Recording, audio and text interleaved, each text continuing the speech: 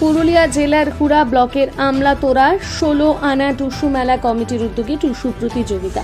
পুরুলিয়া জেলা ছাড়াও প্রতিবেশী রাজ্য ঝাড়খণ্ড থেকে প্রতিযোগিতায় অংশ নেওয়ার জন্য ঝাড়খণ্ডের টুসু দল। এই বিষয়ে 16 আনা কমিটির পক্ষ থেকে সমীর মাহাতো, লাকো দেবী, টুসু পুজো এবং টুসু সংস্কার যাতে হারিয়ে না যায় এর জন্য এই পরিকল্পনা গ্রামবাসীর। বিভিন্ন জায়গা থেকে মোট 14টি টুসু দল অংশগ্রহণ করে।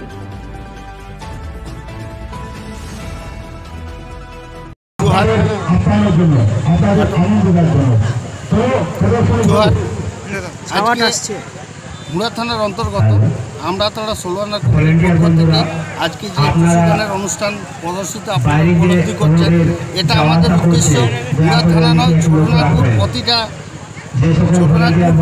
এই মালভূমি এলাকার প্রতিটা এলাকায় নির্দিষ্টভাবে একটা দিন নির্ধারণ করে আমরা এই টুসু মেলা প্রদর্শিত করব।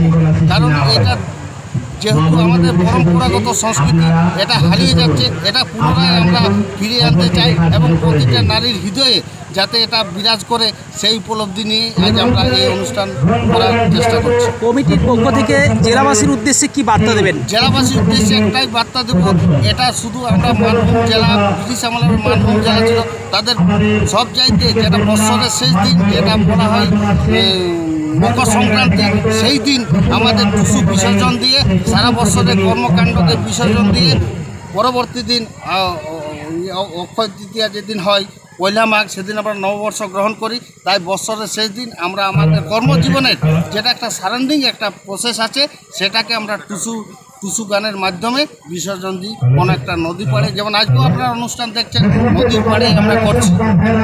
কতগুলো দল অংশগ্রহণ করেছে? এখন অব্দি দল আমাদের অংশগ্রহণ করেছে মোটামুটি আপনাদের খাতা থেকেই বলছি 16টা দল করেছে। মানে পুরোপুরি সজ্জিতভাবেই এসেছে দলগুলো এই অনুষ্ঠান পরিচালনা করার জন্য। কি নাম আপনার? জেলার বিভিন্ন প্রান্ত থেকে? হ্যাঁ, জেলা পুরো জেলা, এমনকি ঝাড়খণ্ড থেকেও এসেছে দল। পুরস্কার হিসেবে কি রয়েছে? পুরস্কার হিসাবে আমরা